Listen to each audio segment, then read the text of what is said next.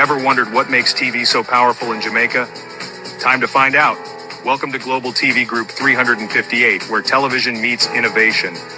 We're not just about shows, we're about shaping society.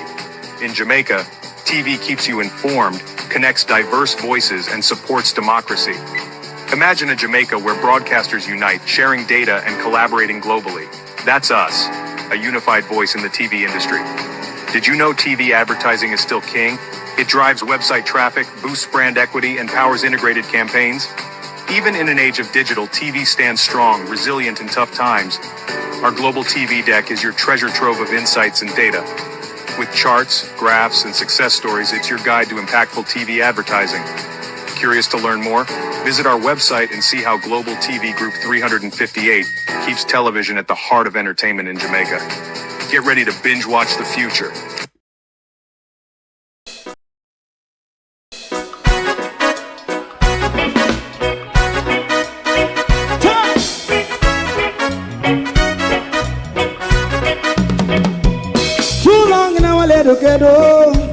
Run, keep going on, less process.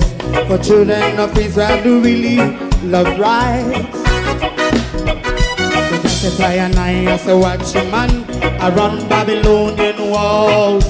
Oh, children of Israel, I should never hold thy peace. What wrong is going on? Hey, oh, we gonna bust down Babylon walls. Prepare and read the way. Prepare and read the way for your people. Let's go.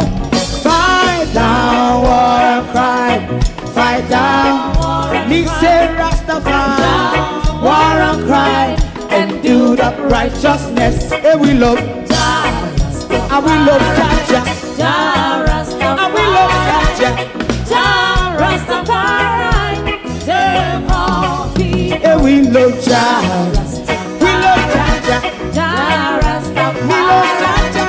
Jah Rastafari. Preserve all people.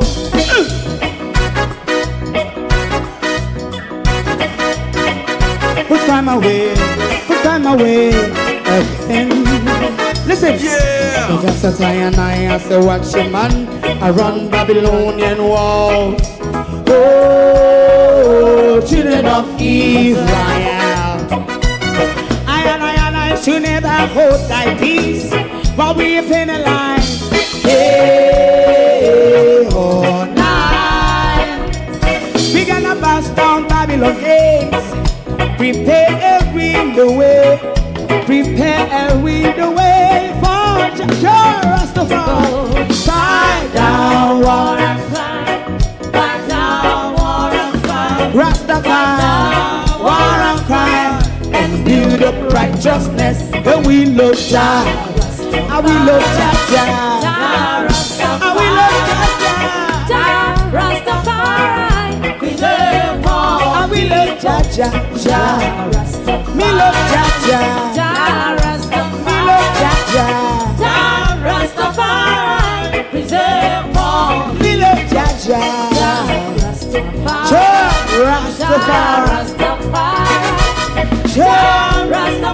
Yeah, the next song is going to be the last song for tonight.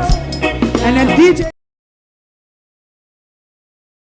Good evening, and welcome. Have the PNP join the singing choir of the new Patses. And can the PNP provide us any more effective opposition than they are providing us? And a question I want to ask, is the 28 any more effective than the 14? Good evening, welcome to Global TV. Thank you all for joining us this evening. To my community of party and all my family members, platform moderators, membership holders, viewers, subscribers, commenters, and trolls, good evening and welcome. They are at it in Parliament at the moment. Darrell Vaz has made a statement on the energy and all that he's stealing. And then there is a back and forth in he's actually quarreling at the moment.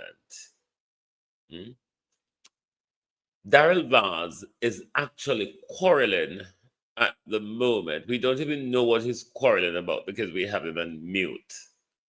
But he's having a fulsome get off in our parliament at the moment. But we're going to look back at the People's National Party press conference for those of you who may not have watched it. Or even if you have watched it, we want to have our own a bit of say on it. There was information that we got out of it. I don't want to say that there were any new and surprising information. It's the same old, but the game seems to have stepped up. Is that all? They plan to provide us a more ongoing press conference because Parliament doesn't allow them. Let me hear what Daryl war about.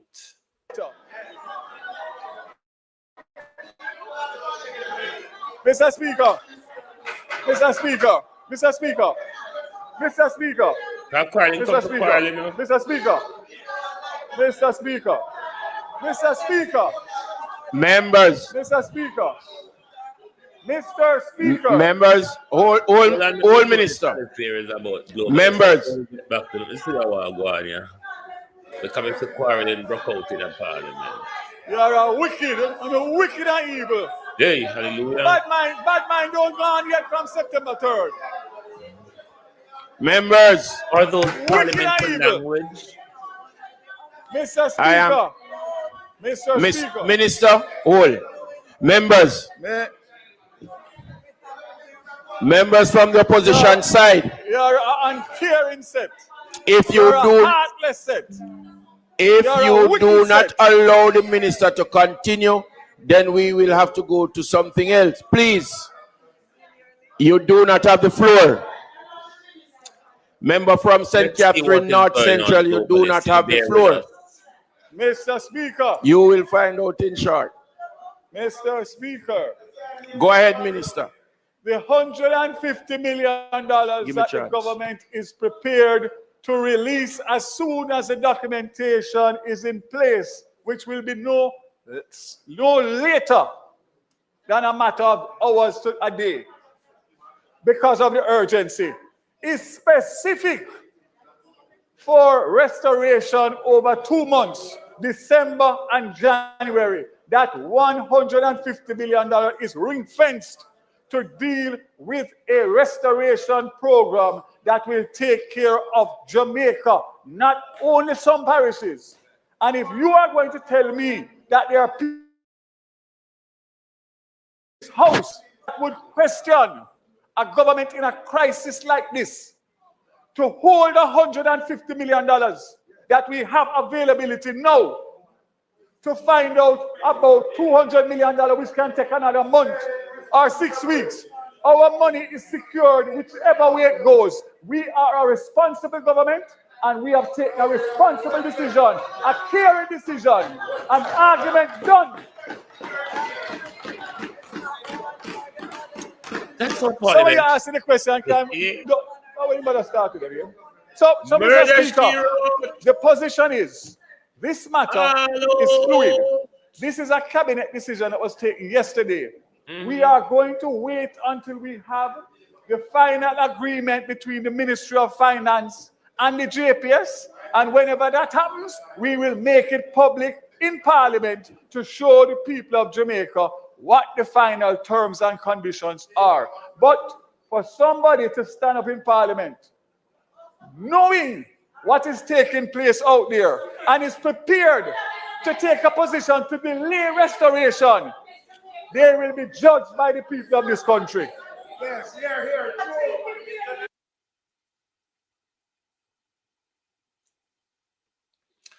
All right.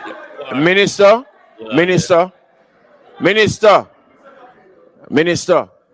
I want you to remain focused and answer the questions that are posed to you, please. Member from St. Andrews South Eastern, you have the floor. Minister, the JPS has said that they estimate that the damage is 350 million. You are providing 150 million. Are you comfortable that the 150 million that the government is going to loan can provide the full restoration for all the parishes in the time frame that you have indicated? Right? By end of hold on. Hold on the global. Right? My second question, and I will ask you to ask your colleague who is sitting beside you. When will the Parliament get a statement from the Minister of Finance which outlines all the monies that we have gotten from the insurances, the monies that we are negotiating with our multilateral agencies, IMF, World Bank, IDB? We know that we have an estimate of US $8 billion.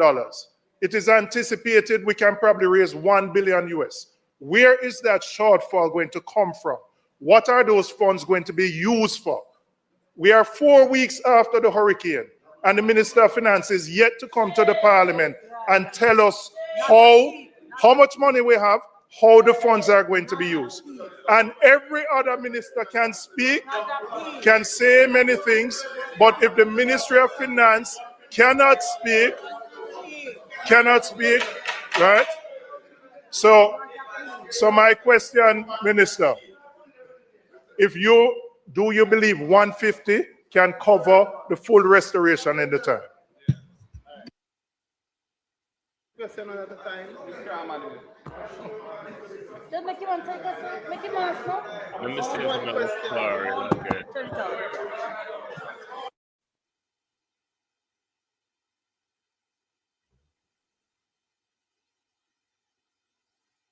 Yes.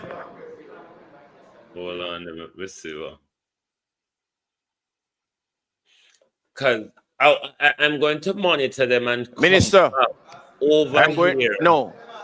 Minister, I'm going to ask you, are you willing to have all questions posed at once and then you answer, or are you going to take them one at a time? You have to take them one at a time. You can't write them. No, you have to tell me no, because I'm going to rule. One at a time. Yes, you can do better. Are you going to answer the member from St. Andrew Eastern, sorry? Thank you, Mr. Speaker. I only have to answer one question out of two, and that's a question that relates to the JPS negotiation.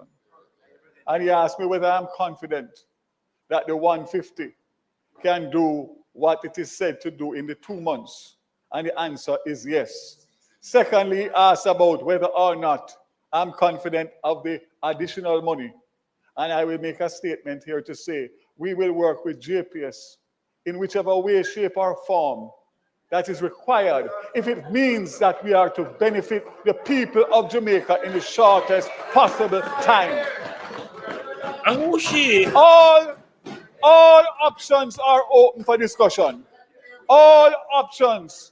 But we are not going to wait to get a fulsome, complete in a time of crisis. 150 is what we need for 2 months to get January morning, February morning, restoration as against May, June.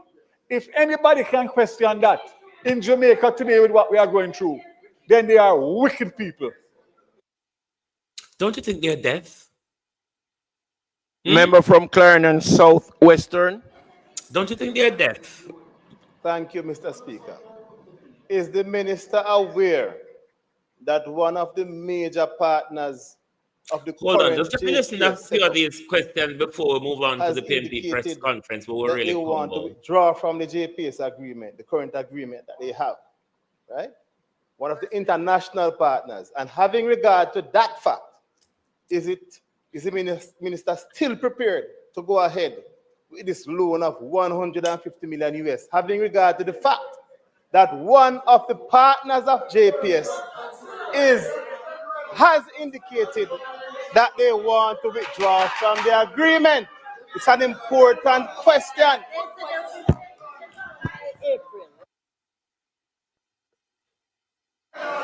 Thank you. Oh.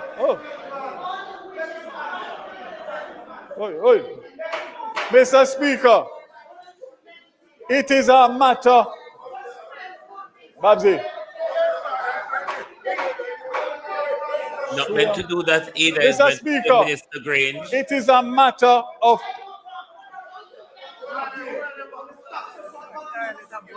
It is a matter of public. The chair is not being ruled. He's not supposed to call Babsy by her first name. International knowledge that Maribweni, who owns 40%, indicated months ago that they are 40%. Obviously, they are not listening, Minister. Give them some time. Go ahead now. It's a matter of public record, international record, that Maribweni took a decision to divest their 40% in JPS. They came and saw the government of Jamaica and expressed that. This also, when the letter of the government in terms of the position that we took with the license, they came back to us to indicate that based on that, nobody will be prepared to buy 40% of a company that have 2 years on a license. So we are on the same path in relation to going down the road to get a negotiated license one way or the other so that they can then do what they need to do. But as of right now, they are in it for the next 2 years because they don't have any ability to sell. So that has no inference or nothing to do with what we are planning to do now. So answer to his question, yes, long time.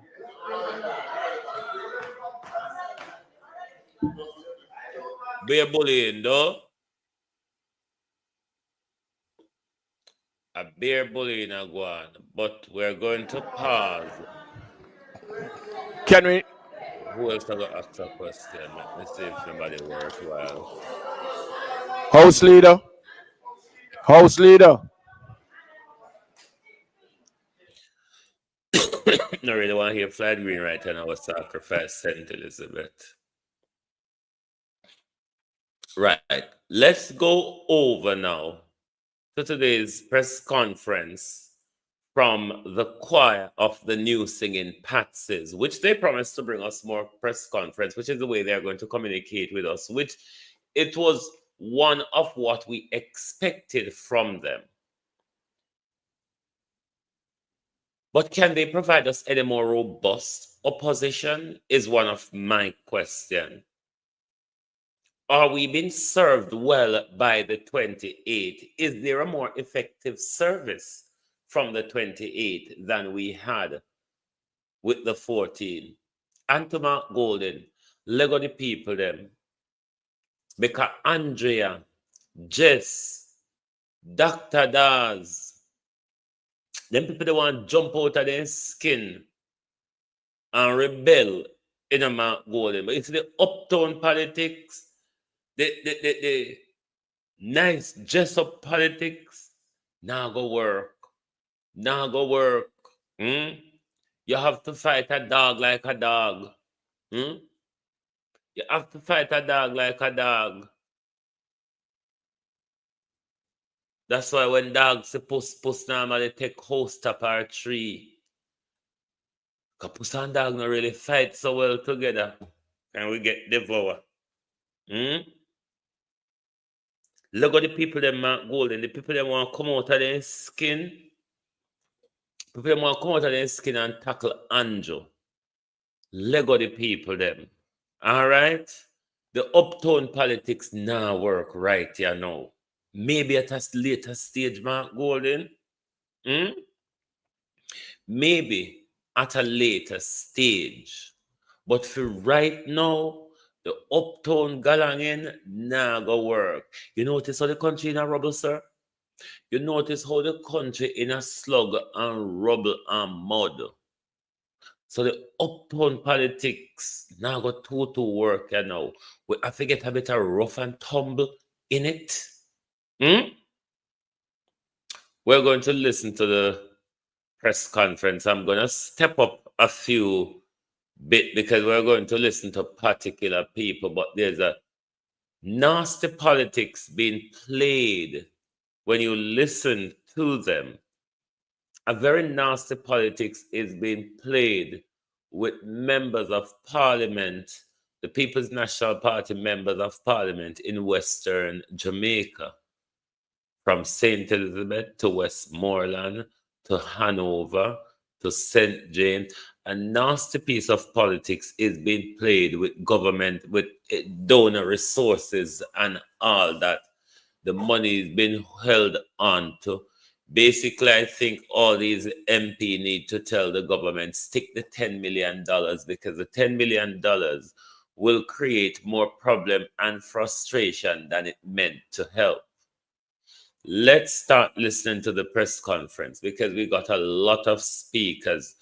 And if you have not heard some of them, but we want to analyze a few bits of them. But there comes a time when we're going to have to take to the street in Jamaica. If the Jamaica Labour Party continue with this bullying of everything, which they don't plan to roll back based on how we see them forward direction and them behavior, we're going to have to take to the street. I think Ian Hales give them a warning today, as I've been giving the government. Handle this thing carefully, because it will broke out. It will broke out like a nasty sore. Andrew Older, you want me to tell you to stop strike the matches? Prime Minister, you want me to tell you to stop strike the matches? You never see the cursing pana cursing I'll turn over upon the floor, sir. Stop strike the matches. Stop it. From our members of parliament in the constituencies and parishes that were hardest hit by the hurricane. And it is important that factual information be provided. Date as to where we are in terms of Eastern Westmoreland and what has been done and what we are recommending to be done. So Eastern Westmoreland is where you would find New Hope, which is where landfall was made. And I believe it is the only constituency where the eye of the storm went across all of the constituency as a Category 5 hurricane. It No, sir, left you're not a the south of trail of St. Elizabeth. devastation Not and the south. disaster. Not the south. And we have estimated that approximately 5,000 houses have been totally destroyed. I'm not referring to houses that were damaged. I'm talking about those that are totally destroyed, just rubble remaining. We have countless others that suffered significant damage, moderate damage, and mild damage to the infrastructure. In terms of churches, schools, police station, health centers, all of those were also severely damaged and non-functional in the immediate wake of the hurricane. This, I believe, makes us one of the hardest hit. And Sharon Bernardo, you're currently, there welcome. is a need for urgent intervention, especially in the area of housing and temporary housing solution for the residents. The response has been inadequate, delayed, and sometimes even inappropriate in my mind. And I say this because one would expect that coming out of a hurricane of this magnitude, that having made landfall in the constituency, that would have seen mobilization of government ministries, departments, and agencies to that area and intervention being made to deal with the issues confronting the people. I want to thank, though, members of the private sector, the private companies, private individuals, non-governmental organizations, including GEM Foundation, Samaritan's Purse, World Central Kitchen, Mercy Chefs. Had it not been for some of these groups, I don't know what would have happened to the residents of Eastern Westmoreland, because they have stepped in a big way to ensure that some of the things that are needed have been done thus far. We benefited from a visit of some of the CARICOM leaders, and President Ali out of Guyana committed to doing 200 roofs for some of the affected residents between Bluefields and White House. And in putting together the meeting, today JDF and Ministry of Labour and ODPEM called the meeting. They said they wanted to welcome the 2 members of parliament. Now, there is no constituency in Jamaica that actually has 2 members of parliament at once. And what I find uneasy about this situation is the comfort in which the government is inserting their political operatives in the response mechanism and bypassing, circumventing the elected officials. I represent all of the constituents of Eastern Westmoreland. I have absolutely no interest in how they voted. This is a humanitarian crisis. It is not a political matter. And as elected officials, we have to be involved and consulted in the process because we know the communities, we know the areas, we know the people. Even in relation to the distribution of aid, to just have the JDF alone going into a committee, into a community is not sufficient because they won't know the lay of the land, they won't know the residents, and as such, that has left a lot of gaps. So I want to point out specifically some things now. Shelter. The shelters that are in the constituency, they have been inappropriate from the beginning and they continue to be inappropriate. There isn't a bed or a cot or anything in any of the shelters. To be frank, there are persons that are not even aware that some of the shelters are still open with over 20 persons in each one of them. And that means if you're not aware, you couldn't possibly be making any provisions for the residents within those shelters. The persons who are in the shelters are obviously the most vulnerable. They don't have anywhere to stay. They don't have any relatives to stay with. And that's the reason why they're at the shelter. And I realize that the Ministry of Education has also taken on an initiative to reopen schools as soon as possible, which I support because we want to decrease the learning loss. But in moving the persons from these shelters, majority of which are schools, so that school can reopen. Certainly, we can't just move them without making provision for them to stay elsewhere. In terms of emergency evacuation and shelter, housing of these persons, we have not seen any of those tents that are supposedly in the country that should be made available.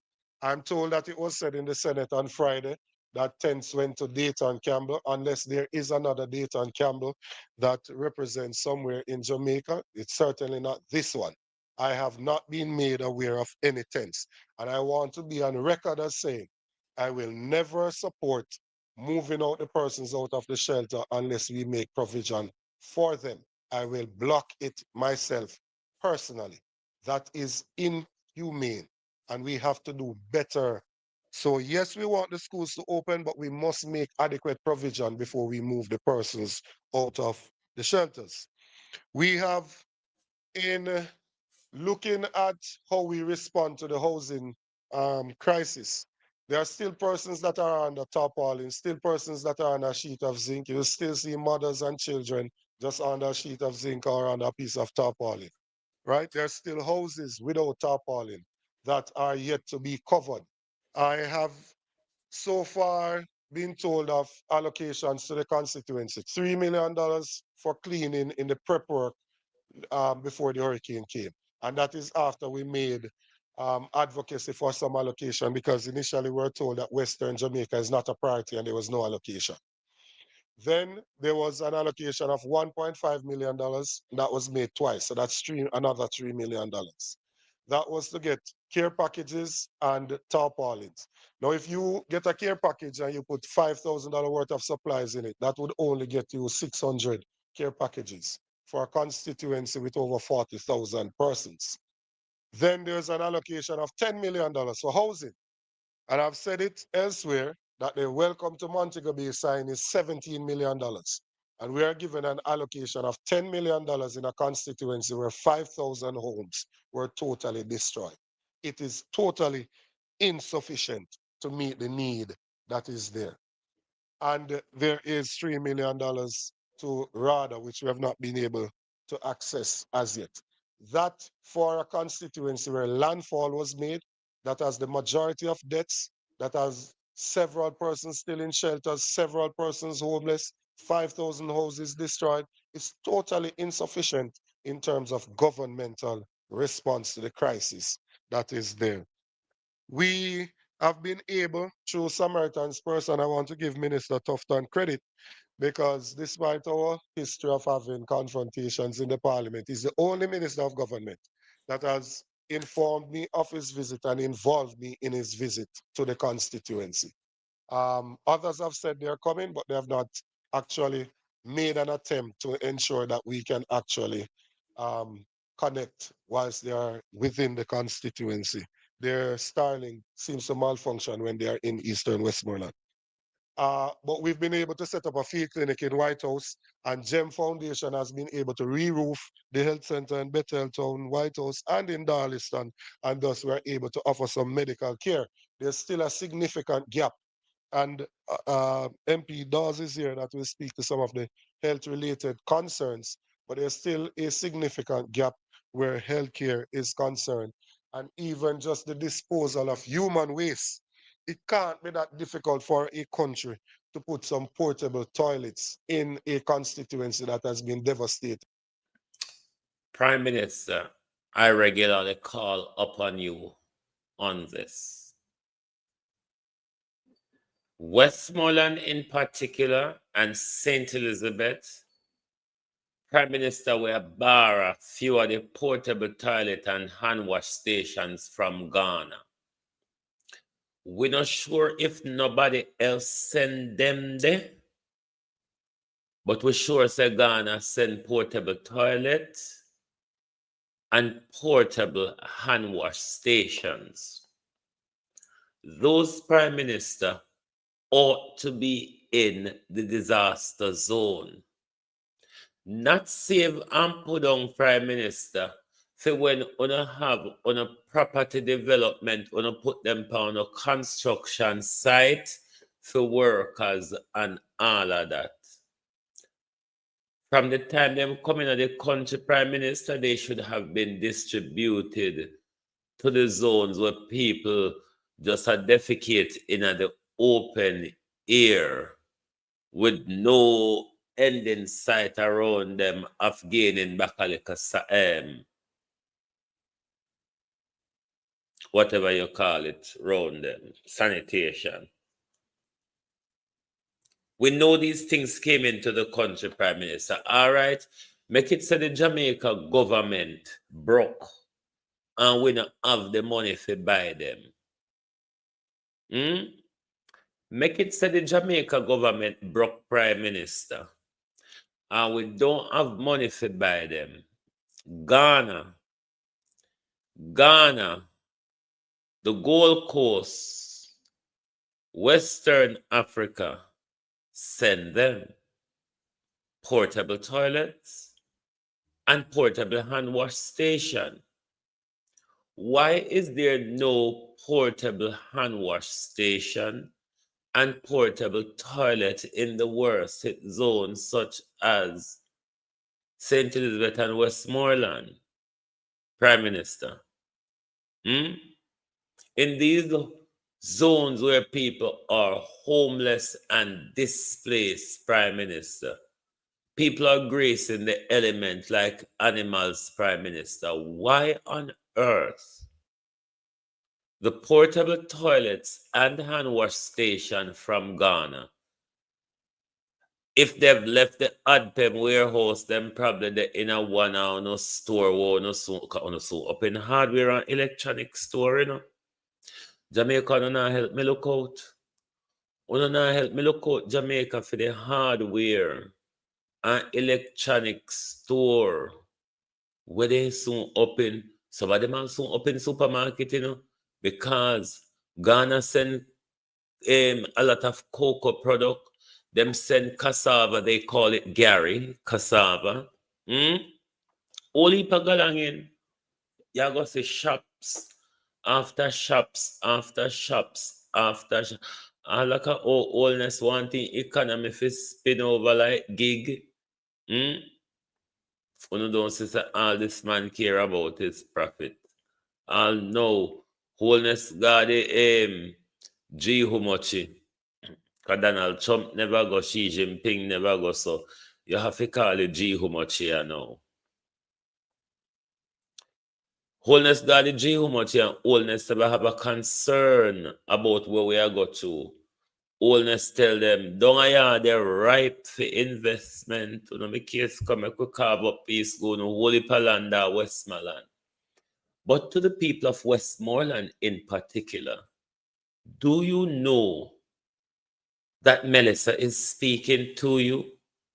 Because Melissa is so disgruntled and aggressive and tant and boorish and all of that. But Melissa is actually speaking to you. Melissa is saying to particularly you, the people of Western Westmoreland or Western Jamaica, of Westmoreland or indeed Western Jamaica, it's time for you to demand meaningful land reform. It's time for you to demand a piece of the real estate that your prime minister went to South Africa and tell them it's ripe down here. The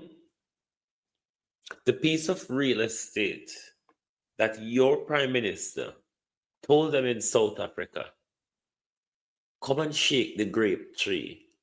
All fruit ripes down a yard. It is time for you to demand a piece of that real estate now. It's now or never. You're not understanding the messages of Melissa. It is now or never. Because remember, so the land agency a carve up what belong to them and what don't belong to them yet, you know. And what member say, remember, oh, we're dealing with a government who is not afraid to walk around with his bulldozer and pull things down. You are aware of that, aren't you? And you do remember that, don't you? That we are playing with a government who is not afraid to use a bulldozer when he wants things. So Melissa is saying to you, the people of Western Jamaica, especially those of you in Westmoreland, it is time to demand meaningful land reform. We must get a piece of this real estate called Jamaica. If they manage to push you off that land, they are going to ghettoize you further. If they manage to push you off that land, they're going to further ghettoize you because you'll end up even in a more cramped, unstable environment, probably not suitable for human consumption. So one of the things we must learn from Melissa is meaningful land reform so we can erect secure dwelling to protect us in the zone that we live in from the death and destruction we kill this girl like Melissa come with. We must not miss this opportunity for land reform, Jamaica. If we miss this opportunity, this is our last chance. And if we miss this opportunity, that's it. So at least we can discard of human waste in a safe and appropriate way. The distribution system that is there is also dysfunctional. We cannot have persons just driving into a constituency and just going randomly into areas without no form of logistics workout. There needs to be a contact point in each division. We are not trying to commandeer what people are bringing. I'm not saying to persons you can't take things to your community or to your family. I'm simply saying that we should know so we don't have duplication of the efforts. And what is happening currently is that people are on the main and they receive several times over. Then we have sick, indigent, disabled, those in the more remote parts of the constituency that are not benefiting. You would have seen the exchange in Parliament about the number of care packages distributed. You can't go to a community one time in 20 days when this food package is slated to last for just 3 to 4 days. What is expected of those persons for the additional time? Right? So there needs to be a proper structure that is placed that ensures that relief item can go to those areas. We've proposed the Adopt a Family initiative to give accommodation to some persons using containerized housing. And I want to thank the persons who have contributed to that thus far. And we've been able to deliver 6 units, and we have another 6 that are ordered and ready to be distributed. This is intended to be a temporary solution, the simplest thing in the short term. It is not a proposal for us to have a constituency with pure containerized houses across the of the constituency. We want the situation in Westmoreland in terms of land tenureship to be regularized. We had put a proposal on the own government land to move it from 60 years to 25 years. That's something that the government should immediately take on, right? To ensure that we can give the lands to the persons and that they can, some of them can build their own structures that can withstand hurricane. And the government as well should look at low income solutions on government lands for these persons. The aim is not to have board houses being rebuilt because that's an invitation. Dayton, careful where you ask, sir. Let me take that for you tonight. Careful where you ask, sir. You ask the government to build low income home. You see Edmund Ridge Estate? Have you seen Edmund Ridge Estate, Dayton Campbell? Careful where you ask, sir. For a second disaster. The CEO of JPS was with us a few days ago, and he stated that the videos and the pictures don't do justice, and that it is total devastation, and it's time to rebuild the infrastructure. He said they will have to be creative, and he has proposed that we may need to get a generator in Darliston and one in White House so that we can at least power the police station, the health centers, and those things. A lot of persons are not cognizant of what is going on out in the western end of the country. Eastern Westmoreland is not what it used to be. The lives of the residents has been severely affected, and it will take a long time for them to return to normalcy. I know people are in a haste to move on, but in your haste to move on, do not forget that you have brothers and sisters that are. When you look on Dayton Campbell, you can see saying Lock sleep. I think Slide Green is sleeping well, though. Are on the fringes of survival. They are suffering and they need assistance urgently. Thank you very much. Right, we're going to skip doing VARs because we're more likely Thank you, know Dr. we're doing Campbell. VARs. We're here now from the Member of Parliament for The Central regular. Westmoreland, MP.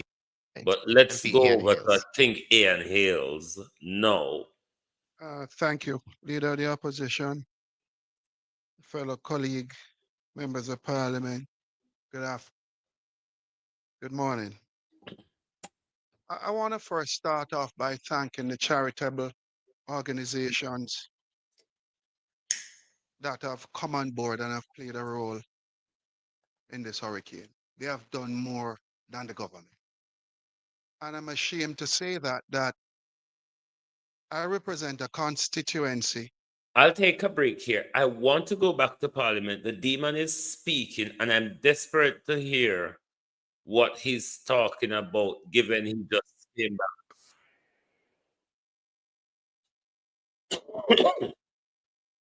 Bear with and me, the cost of globalists. recovery activities, that which we have spent on getting the electricity grid, the water grid, and telecommunications. Gloria Maris, and it does not yet reflect economic losses that will follow the disruption in key sectors. So, for example, while it accounts for the physical damage of a hotel, it does not account for the loss of revenues from the temporary closure of the impact.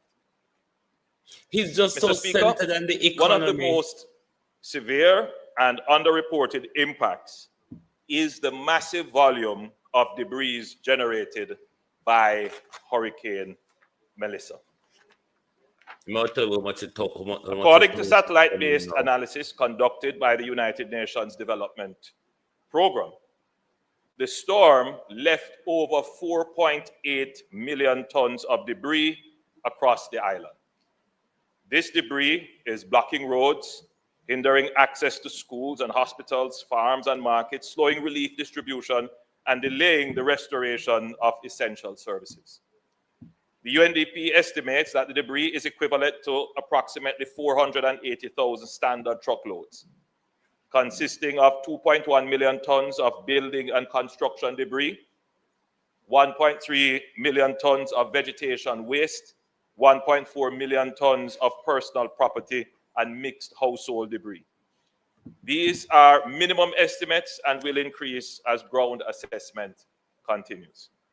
Compared to major hurricanes worldwide, Hurricane Melissa now ranks amongst the most extreme debris generating storms ever on record. And there are analyses that are already being done on this, Mr. Speaker, which would compare, for example, the debris generated in Hurricane Katrina, the debris generated in Hurricane Irma, and other hurricanes relative to Jamaica. And of course, there are suggestions regarding the type of building material used, where people chose to live. But there is also another factor which we have not yet assessed, but needs to be assessed. The damage went through the cockpit country. Bear with me, the Annie Jones.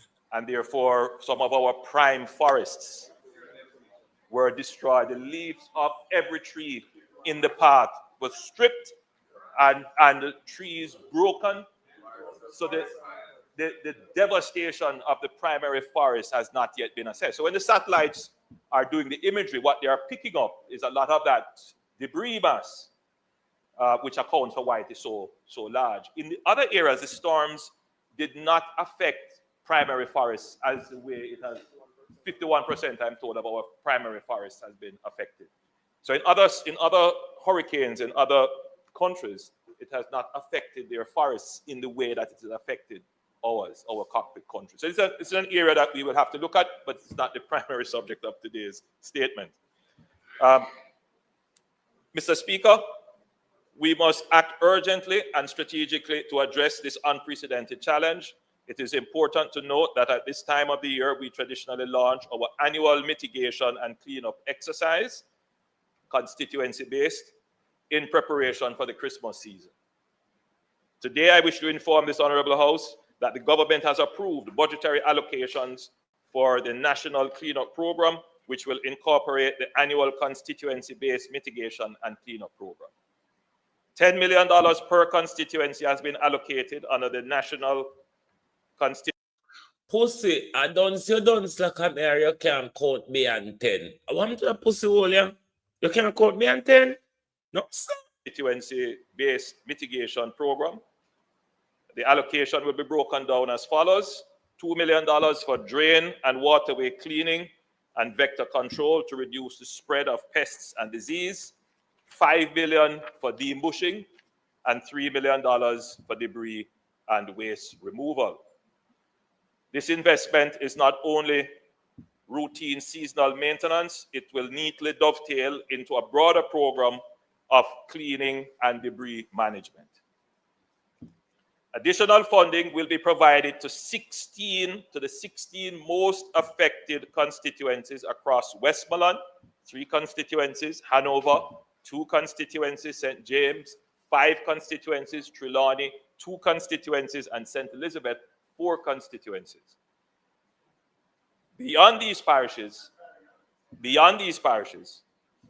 other severely affected communities island-wide will also be targeted. So there is a constituency-based, parish-based targeting, but then we will go more granular to specific communities in other parishes which have been affected. Mr. Speaker, we believe that this is the most equitable and efficient way of using the resources. In other words, we are targeting the resources to the areas of greatest need. This program will employ, just to be clear, Mr. Speaker, this is the program which is our national cleanup program, which represents the additional funding that we are placing on the table. So this program will employ between 100 and 200 persons per constituency. So in the 16 constituencies named, in addition to areas in other constituencies affected, we will employ between 100 to 200 persons to assist with the cleanup. The Social Development Commission will oversee. Anyway, we go back to the press conference, but we monitor him, and if we need to come back, may come back to him. That we're a part of the government, we're a part of the country.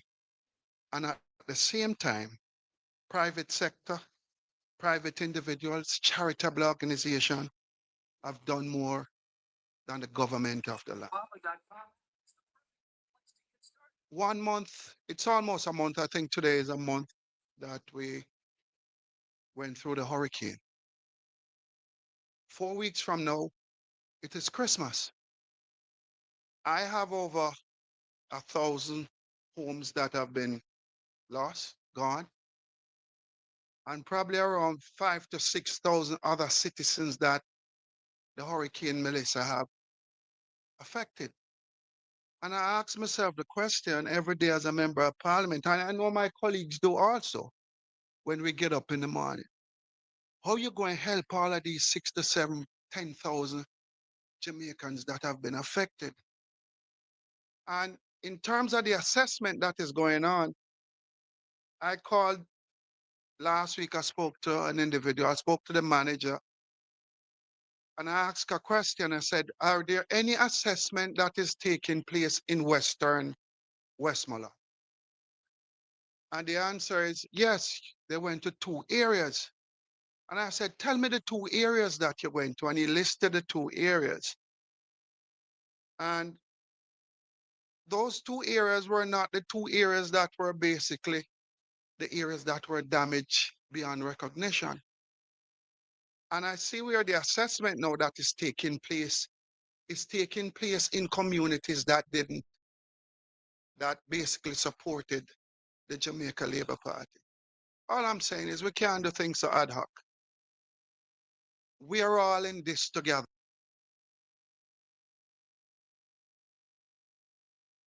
And this is one of the reasons why the Jamaica Labour Party bring out all their caretaker MPs and councillors and them senators, because it is just about serving JLP areas in this relief effort. And this is why people like Juliet, Delroy Chuck, Desmond McKenzie, and all of those that are going into Jess constituency, because they're catering to labor rights and making sure Jess don't get nothing to cater to nobody at all. Both PNP. So then when election come, they can have it for use to say, remember when Melissa, the PNP, them never do anything for no. But the nation are watching no. So when sabotage the PNP, them in all of them constituency that got hit. LP, non-P, we are in this together as a country. And, you know, I want to get back to the assessment though, because the assessment leaves a lot of questions. It is said that you have volunteers that are volunteering to do the assessment across the constituencies that are damaged. I've asked the question, who are these volunteers? What are the criteria / requirement for each volunteer? So that even if we can put some individuals, civil society, church, and individuals, put them forward so that they can help in terms of speeding up the assessment. Look, I just think if we don't put back some of these Jamaicans, even give them a roof over their head between now and Christmas, we're going to face some headwinds in this country that we have never faced before. And why do I say that? Prime Minister, take this as a warning. Similar warning I've been given to you. If the people don't get the meaningful help that they see bailing into the country in money and in aid, it might not go down well. To every home you go to in the country, people, there's a level of frustration that I've never seen before. People have lost everything. And there's the frustration is, when are we going to get some help? You can't look at me as a member of parliament and say, you know what, pick 100 of your citizens. And when you pick the 100 citizens, what about the rest? That going to turn against me as member of parliament? What about those individuals? Because they need help too. How do you go ahead and pick the 100 to give 100,000? For me, I'm doing mine a little different. I'm giving each church one individual within that community that has been severely affected. I don't look at this thing as political PNP, JLP. So the church is going to get involved along with myself in terms of ensuring that we can pick 100 of our citizens. But picking 100 from 9 or 8,000 that have been affected, it's very difficult. You know, in terms of distribution, I've gone through the last couple of weeks disappointed as a Jamaican and as a representative of the people. You see ministers of government come in. You see ministers of government come in, you see government entity comes in. And they go to a particular area that you don't have damage in some of those areas that they go to give out, to distribute food to our citizens. All I'm This is the uptown politics that is getting to me with the PNP and Mark Golden's leadership and the uptownism. The government is not willing to cooperate with you in the handling of the disaster. Many of the constituency hit, all of the constituency in Westmoreland, constituency in Hanover, constituency in St. Elizabeth. The government is unwilling to cooperate with you, to bring you on board, to be equitable in the distribution. Why is the PNP still going to Parliament to support the government? Yes, if the PNP doesn't go to Parliament, they can go there and do their talking shop, but they can't vote on anything because of the 2/3 majority that they requires. Why is the PNP still supporting them? What is the option other than press conference? We saw that they led the nation in protest in the Dennis Galangin.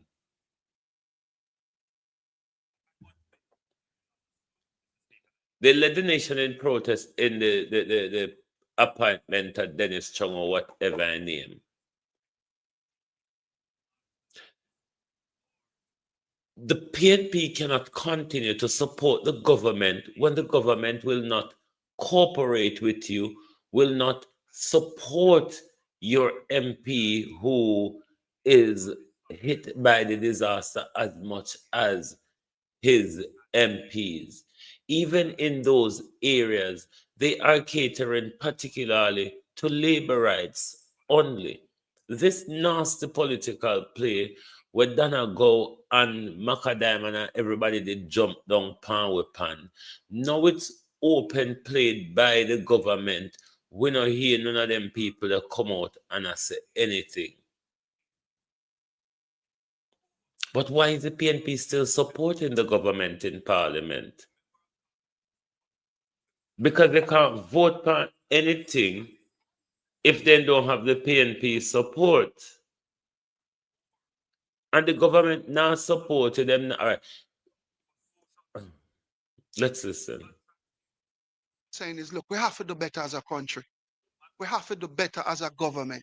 It can't continue. It can't continue the way it has been going. People in their well, in my constituency, I don't know, since the hurricane, we've been getting a lot of rain. And most of our citizens are without a roof, without tarpaulin, just basically fending on their own. Can't help themselves, can't do nothing. And even if the food packages that are going around being distributed, people have gone out, they get one food package, I would say probably around 3-4 weeks ago, and they haven't gotten any more help from the government. So there's no assessment.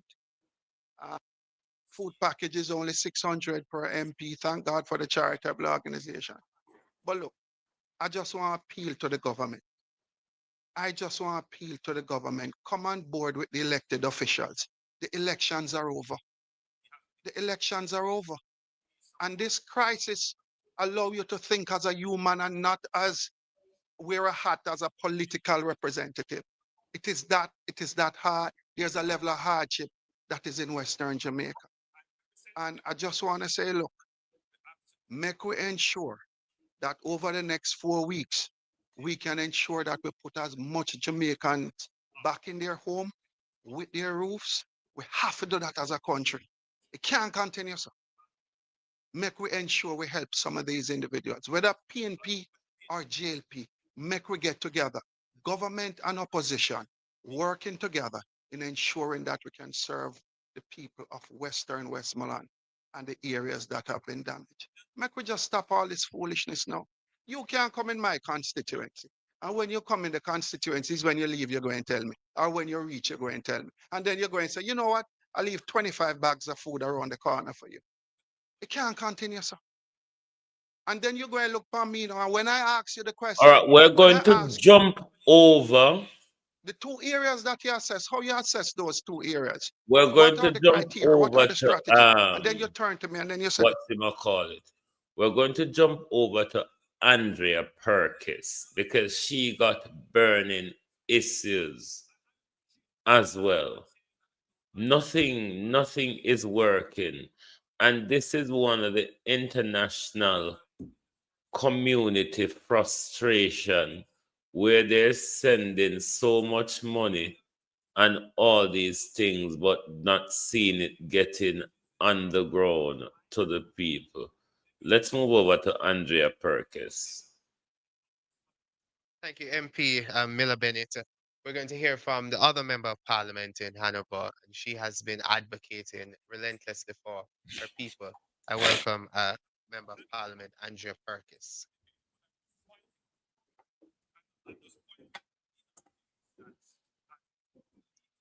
Good morning, everyone.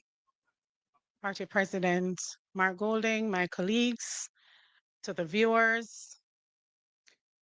For the people of Eastern Hanover, the date October 28th marked the beginning of a crisis that continues weeks later.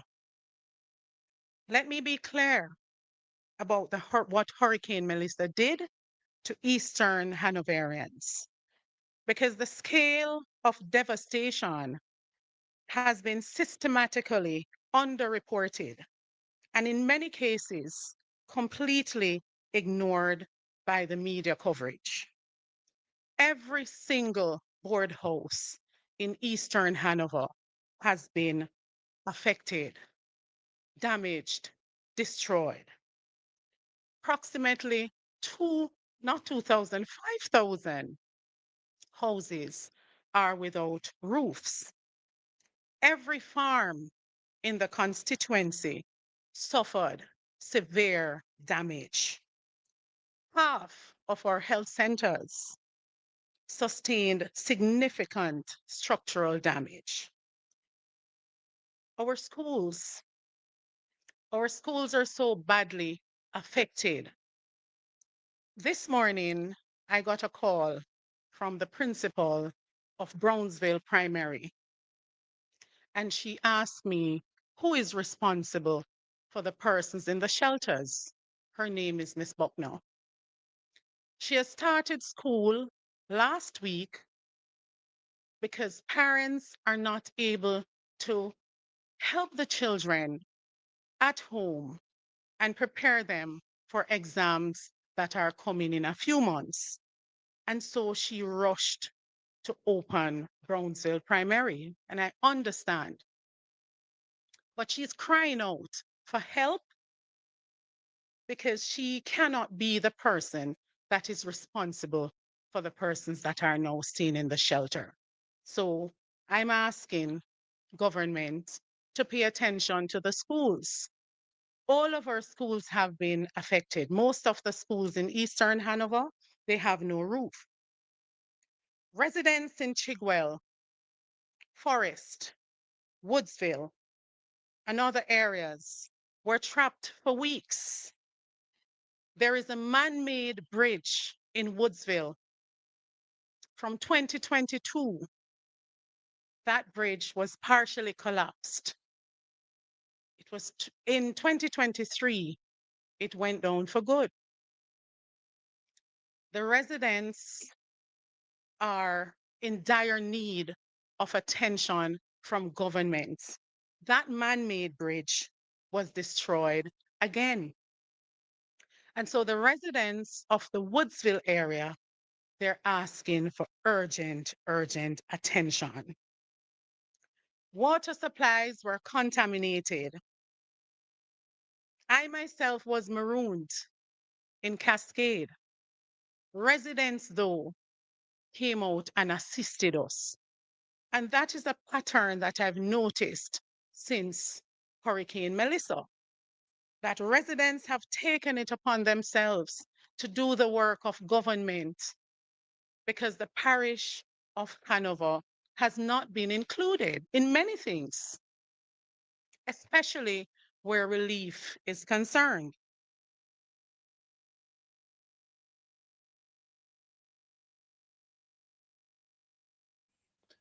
This is where you're going to find a lot of the big steal. Because when the government, all of these work that people does on the ground when it comes to clearing their roads, cleaning up their community, the government and the parish council go put it on pan budget, say they do it. Yeah. They go put it on pan budget, say them do the cleaning up. And it go in a somebody pocket. The great big steal is here, Jamaica. So keep on an eye focus on them.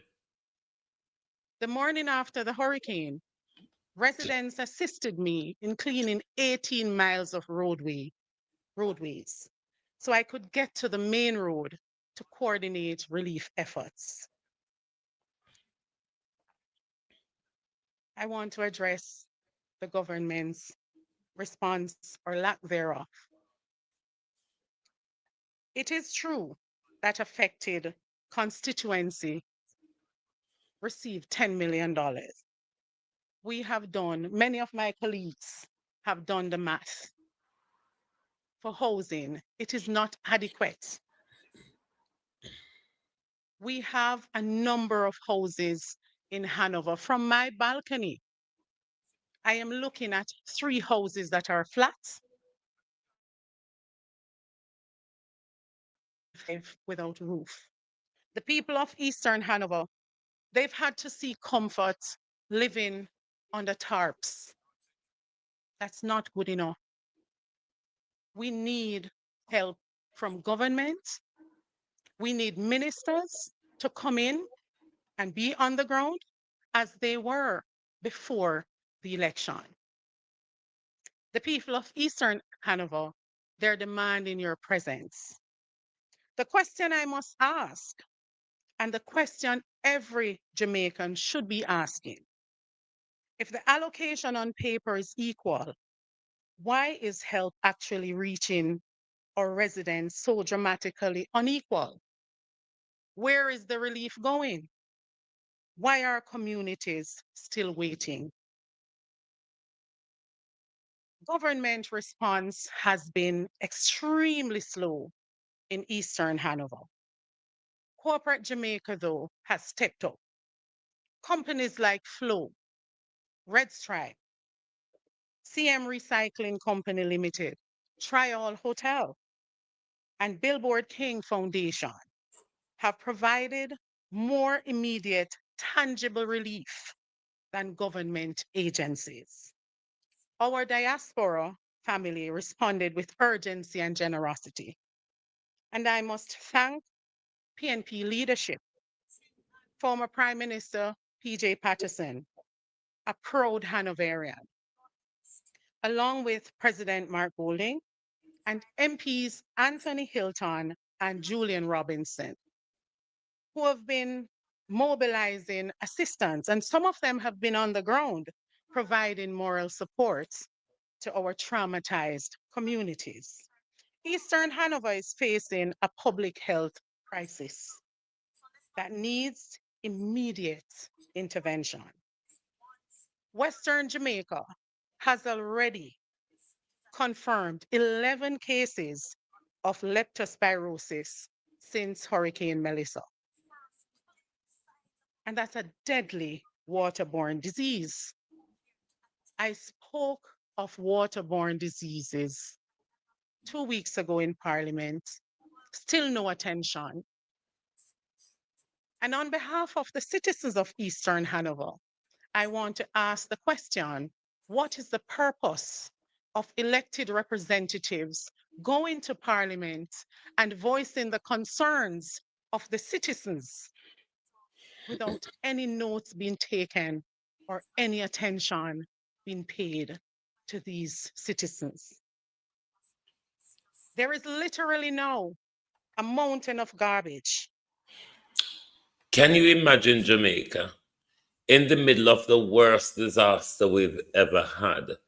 The government divides the country on political line, and we're not allowed to ask any question. We're not allowed to call them out. We're not allowed to talk about it. The government have no structure, no plan.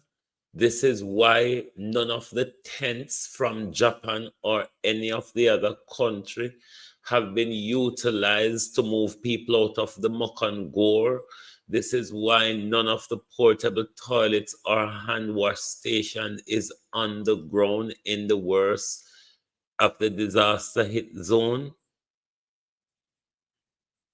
It is all carefully planned to frustrate us. It's a careful plan to frustrate the people. At my personal gate, I live in my constituency. The National Solid Waste Management Authority has failed to maintain consistent collection, and our residents are suffering the consequences. We're deeply concerned about leptospirosis, dengue fever, and other waterborne diseases threatening our people in areas still cut off from proper medical attention. Whether the design is by oversight or the Ministry of Health has omitted the parish of Hanover from its island-wide plugin schedule, I don't know. But believe it or not, Hanover as a parish, we have areas where the water continues to rise. The water has a stench. And up to date, I have not been contacted by anyone from the Ministry of Health to say we are going into these areas to check, to run some tests, to check on the citizens. We have a number of senior citizens in Chigwell, in Forest. These senior citizens have had to travel by means of foot track to get to hospitals, to the 3 out of 10 clinics that we have operating now. Some communities remain isolated.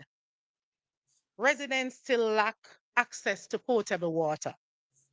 Families are living under tarpaulins or in homes with no roofs. Children are trying to attend schools. I am here today to make our needs absolutely clear. For the most part, Hanover is still technologically marooned. A lot of persons are still not able to get connection. Those Starlinks and generators were given to the government. We did not even receive a single generator to power our constituency office to serve the people that elected us and the entire constituency. We need the Ministry of Health and the local health department to deploy mobile medical units to isolated communities. We also need aggressive vector control measures. We need consistent garbage collection immediately before we face, as I spoke about before, a full-scale disease outbreak. 7 of 10 of the health centers need to be repaired with immediate effect. Our roads need more clearing. Our water systems need restoration. Our schools need immediate structural assessment and repairs so they can serve the essential functions. Our farmers need seeds, and I know there has been an allocation through RADA, but we're asking for more. To the people of Eastern Hanover, I see you. I have walked through your communities. I have witnessed your suffering and your remarkable resilience. You elected me to fight for you, and I will not stop fighting until you receive the help you deserve and the dignity you are owed as a citizen of Jamaica. I want to share stories. And these are not just stories, but things that I've seen with my own eyes. I witnessed the previous Member of Parliament, Dave Brown, driving through my community with the same care packages that the government gave me, only 250 care packages, 5 tarps, and 50 cases. What I would like to ask the People's National Party, have you reported all of these to the Auditor General? Have you reported all of these to the Auditor General?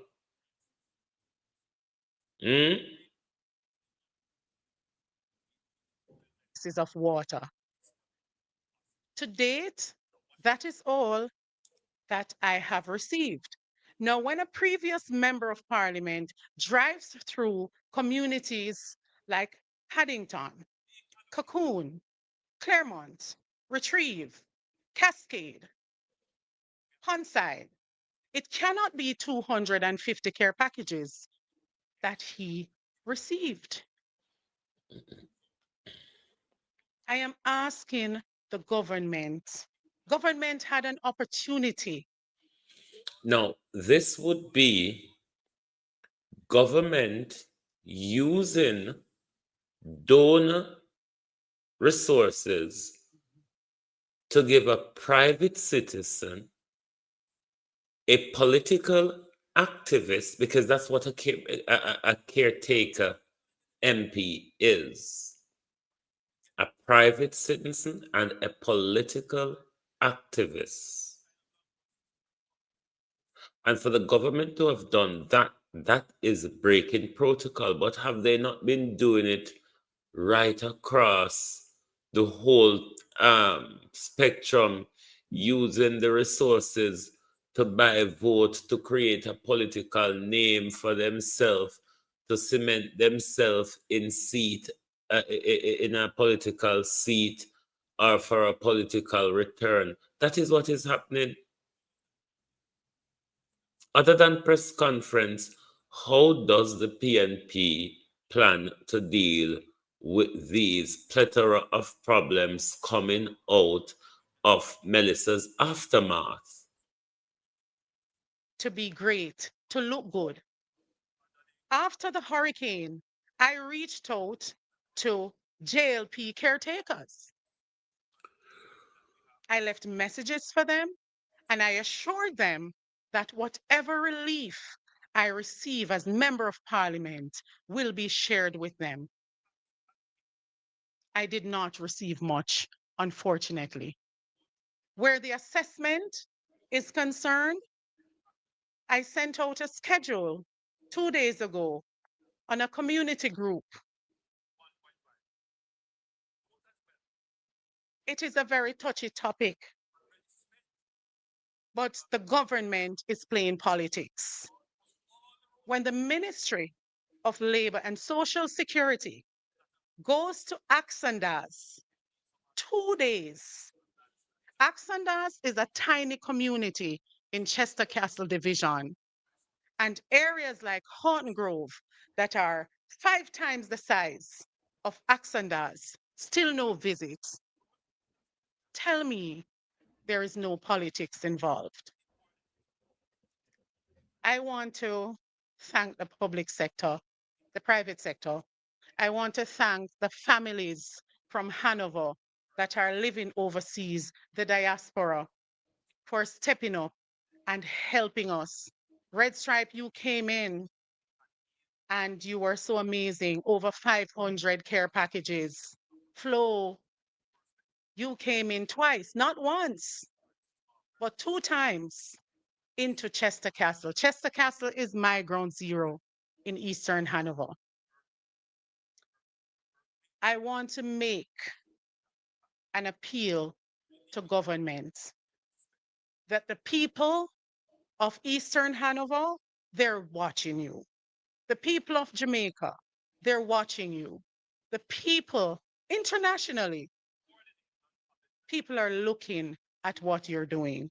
I am yet to go into some of my strong areas, but I've gone into Pumpkin Bottom, where 80% of the residents voted against me. My mission is one of humanitarian. I cannot be doing politics in such a catastrophic time. And I am asking the government to cut out the PR and get to the people. I have nothing against the Jamaica Defense Force, but I can tell you that I am against the government giving them the care packages to get to our people. I've witnessed myself in Sandy Bay and Hopewell on the main road, 2 trucks off care packages. Our seniors in the lanes are not benefiting. The residents up in Mount Pelion are not benefiting. The residents inland are not benefiting. The people. Because the government refused to have a coordinated strategy with the MPs of the constituency, the local government, and the organized political workers that them pull out when them do them election campaign. You still have that structure where you can use so everybody can be reached. Everybody know where the deaf person, the blind person, the old person, the lady or the old man who can't walk. Everybody, somebody in the community know where they are. And it's one of the problem party people experience as well, where yes, down on the sea coast mash up more than everywhere else in a community, but there's just one particular centered on the coastline. And then if you, and this is not government I'm talking about the charity people there. There's so much disorganization. You see, like places like Southwest St. Elizabeth, what makes it difficult for us, especially for the mountainside division, we don't have any representative at local government at the moment. Derek Sangster is just at the central government level either, given that our member of parliament is the Minister of Agriculture. As per the ministerial code, he have to follow the government, everything the government does, cap in hand. So even if Floyd Green is not comfortable with the support he's getting from government, we're going to suffer down a Southwest Central because he cannot advocate for us. So we're just left just like that at the moment because we don't have MP and we don't have councillor. People of Eastern Hanover deserve better. Finally, to the people of Eastern Hanover, we're strong. We are resilient. We will get our constituency back together. Thank you. Right, we're going to jump over to Alfred because Jeff spoke as well, but pretty much what we knew about already. But we're going to jump over to Alfred and the health part of things. Recognize is that there is a suboptimal response from the government in this regard. We're going to have our opposition spokesperson for health and wellness, MP Alfred Dawes, to address the matter.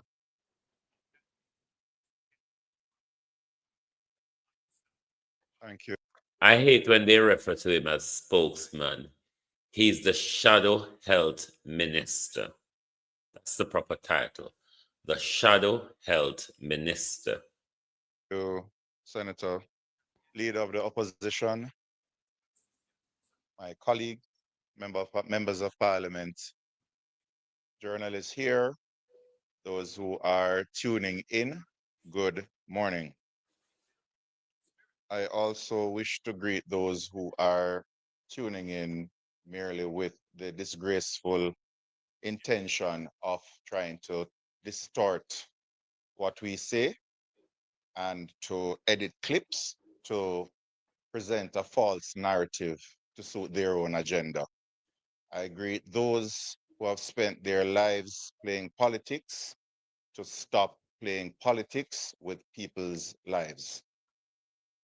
Today, I give you an update, having met with the technical team at the Ministry of Health, the minister himself, and being on the ground, conducting missions, meeting with persons who are actively involved in trying to improve and assess the health situation in the most badly affected Western parishes. We must give what is due to Caesar. The Ministry of Health has, in fact, done quite a bit, as Dr. Campbell had said earlier, in terms of being responsive to deploying some of the clinics and the restoration of services at some clinics and the improvement of the infrastructure of some hospitals, such as Cornwall Regional Hospital, having now had a roof replaced by Médecins Sans Frontières or Doctors Without Borders. We, however, are very concerned about whether or not public health care is getting the attention it deserves. We have to understand that the crisis that is unfolding now out west, it is not merely the realm of the Ministry of Health and the technocrats, doctors, nurses, and vector control workers, public health inspectors. It is not under their control. What is happening is that it is a multidisciplinary, multifaceted approach that is needed to stave off the impending crisis. We are already in the midst of a leptospirosis outbreak, and we could have seen this coming. We ought to focus not only on trying to send out information to say avoid streams and water, avoid rodents, but we ought to look at how we can address the environmental factors that are causing this outbreak. Garbage collection is an issue. it is piling up, not just out west, but across the island. Even in my constituency, that was largely spared from the brunt of the hurricane. Water is an issue. We heard from the MPs that water is rising. In some areas, there is a stench of dead animals, and you cannot simply say to people, avoid contaminated water, when that is the only water that they have available. So we have to look at the cleanup, we have to look at the access, and it is this multimodal approach that we're going to have in tandem with the work of the Ministry of Health that is going to stave off a worsening of the leptospirosis outbreak, as well as try to mitigate, if not completely avoid, the threat of dengue and chickpea. When we speak about leptospirosis being an issue, it is a disease that is largely mild, but when it gets bad, it gets bad. And it can lead to death because of liver failure, bleeding out, renal failure. And therefore, early diagnosis and treatment is essential. Questioning the capacity of the Ministry of Health to adequately confirm cases of leptospirosis. Do we have the capacity locally to test for leptospirosis? Uh, what thoughts are being given to deploying rapid kits into affected areas where we can test for the antibodies that are elevated when you have an acute infection? Early testing helped in COVID, and anyone with a passing knowledge of medicine understands that the earlier you intervene in a disease, the better the outcome, as well as the less likelihood you will have long-term complications. So we need to be testing. To say that we have 11 cases of leptospirosis begs questions. Are we testing enough? Are we missing cases? And if we are faced with a national outbreak, can we ramp up testing to have results back to see whether or not the case that we're dealing with in front of us as a physician is really leptospirosis or not? So we need that information from the Ministry of Health. And what are they saying about the use of rapid kits that can be made available at clinics and even with partnerships with private doctors, as well as distribution through volunteers who are going into the communities conducting medical missions. There are still critical shortages of basic medical supplies, manpower, and of course, functioning equipment, some of which would have been damaged during the passage of the hurricane. We know that there are patients who have lost medication because they do not have a fridge that is working, because they do not have a generator.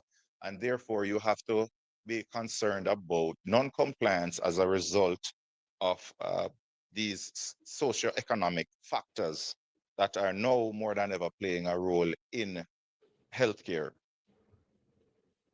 We have gotten some complaints about the process to facilitate missions. There seems to be a lack of coordination on the ground, even if persons are fully registered and they have been listed as partners. They still face some obstacles, whether or not the team on the ground were expecting them, and who are they partnering with to mobilize the people in the community. In many instances, if the members of parliament are not a part of the mission initially, they do not have the wherewithal to rapidly get out persons and mobilize them to take advantage of the free medical services. So again, this is an echo for partnership and not just trying to have hegemony over the relief efforts. And this includes the medical missions. Now, when we speak about the way forward, because this is not going, the situation that exists on the ground is not going away anytime soon. There are too many people who are homeless. There are too many people who are marginally living on the fringes of survival. And as a result of that, the conditions that exist for leptospirosis to continue and for dengue and chickpea to have outbreaks here We're only 90 miles away from Cuba, and they have more people with with dengue and chikungunya than there are people living in Jamaica, over 3 million. The conditions exist and they will continue to exist for a while. So we have to plan accordingly. We cannot wait until we see a spike in cases and then we have a knee-jerk reaction. We must be able to anticipate that there will be an outbreak, there will be a spike, certain communities will be affected more likely than others, and we try to stave it off and put in mitigating measures. I don't believe in relying on PAHO.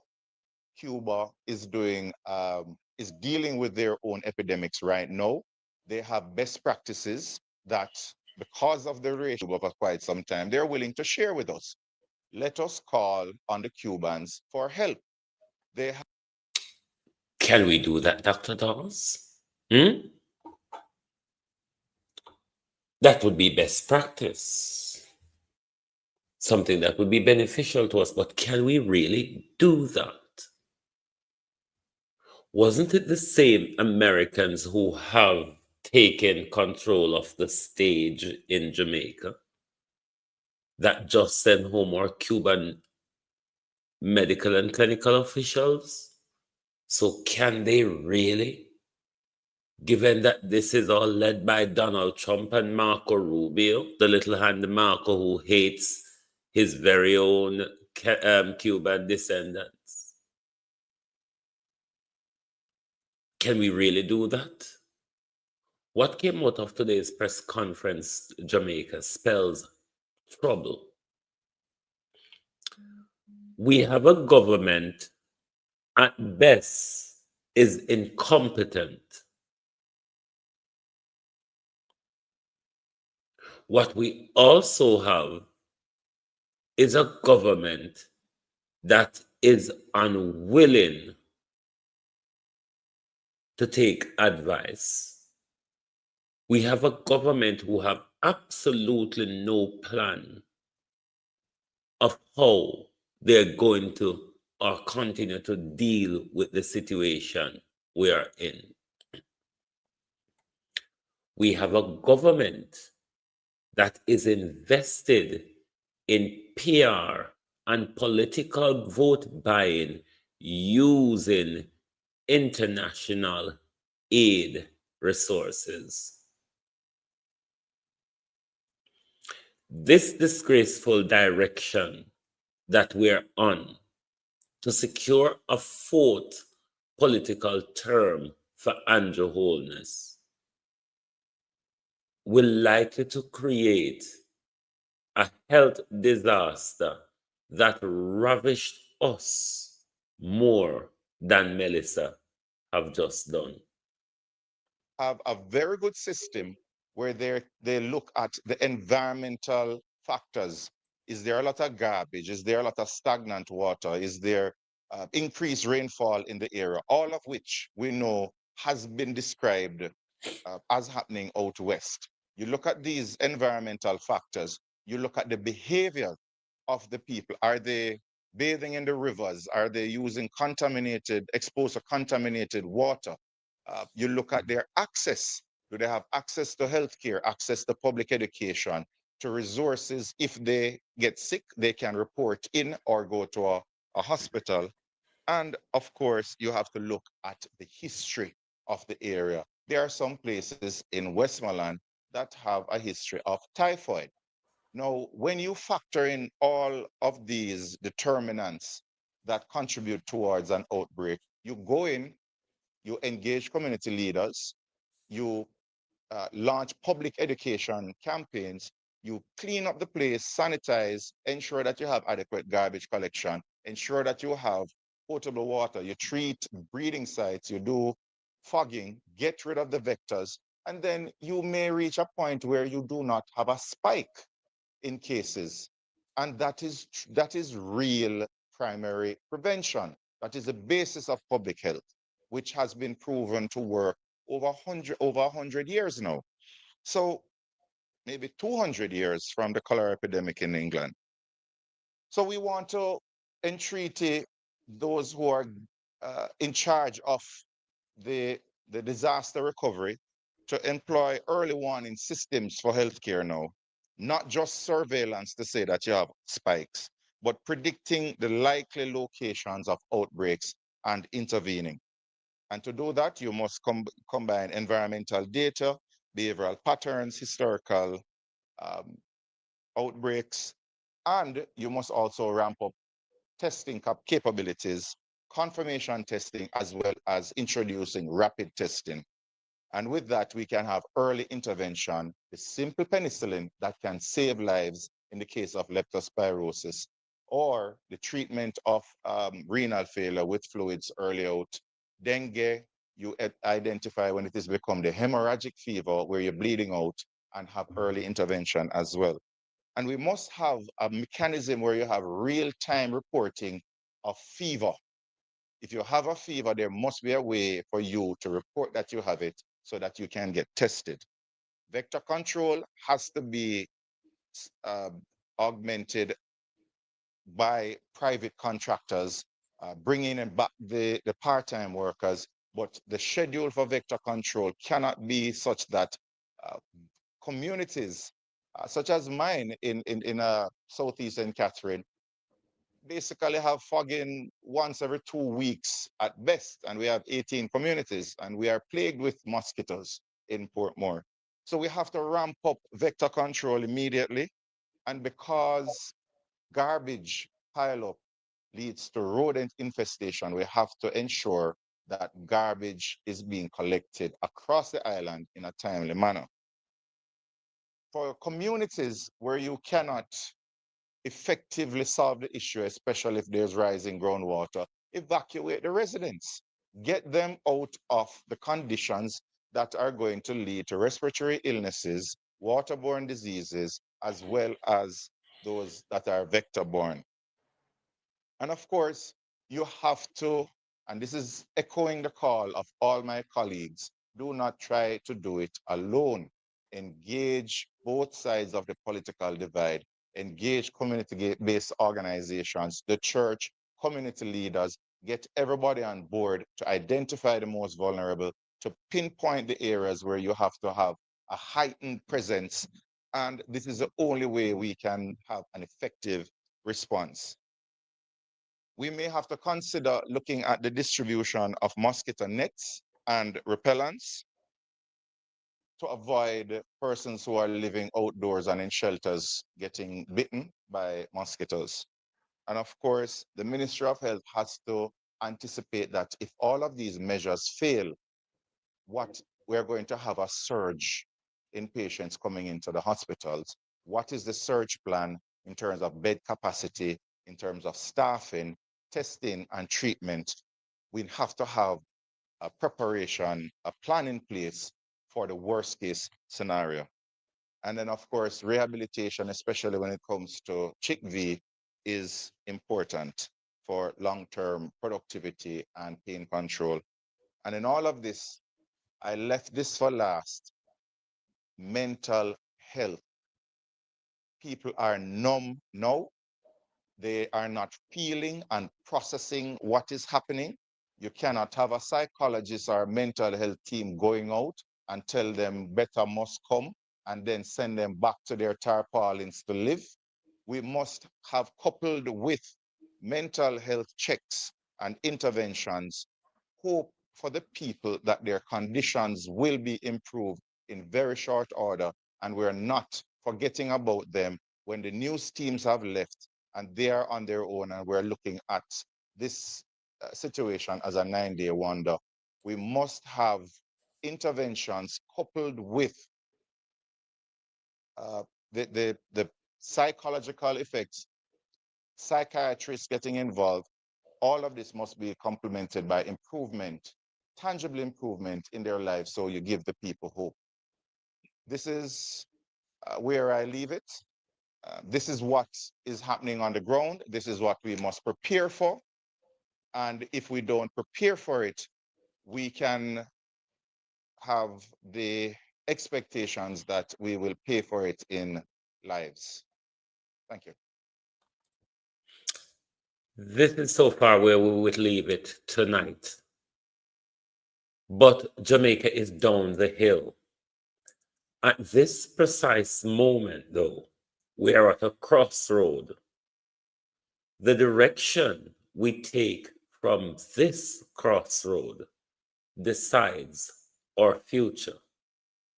Unite or perish. Thank you very much for being here tonight. You can't say you never heard the warning from Dr. Dawes in particular. Dr. Dawes' warning matters. If nothing is done, we'll pay for it in lives.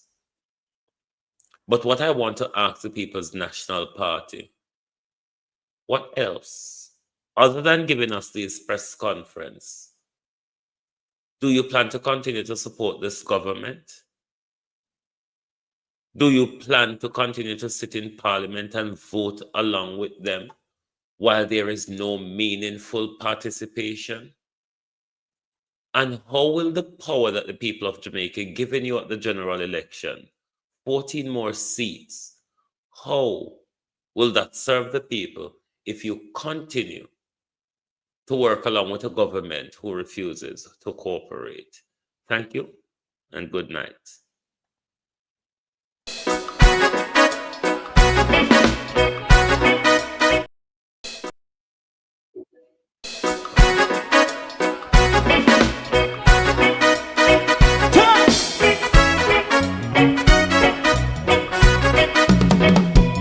Too long in our little ghetto, run keep going on less process. For children of Israel do really love rights. So just as I and I as a watching man, I run Babylonian walls. Oh, children of Israel, I should never hold thy peace. What wrong is going on? Day or night, we gonna bust down Babylon walls. Prepare every the way. Prepare every the way for your people. Let's go. Fight down war and crime. Fight down war and crime. Say Rastafari. War and crime. And do that righteousness. And we love. And we love Jaja. And we love Jaja. And we love Jaja. We love Jaja. We love Jaja. Rastafari. Preserve all people.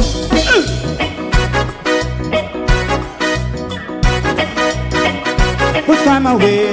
Put time away again. Listen, yeah. Just as I and I as a watching man, I run Babylonian walls. Oh, children of Israel, I should never hold thy peace while we penalize. Day or night, we gonna bust down Babylon gates. Prepare every the way. Prepare every the way for Rastafari. Fight down war and crime. Fight down war and crime. Rastafari. War and crime. And build up righteousness. And we love Jah. And we love Jah.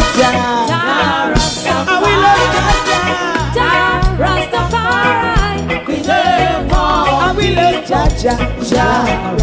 Me love Jah. Rastafari, preserve all. We love Jaja. Rastafari.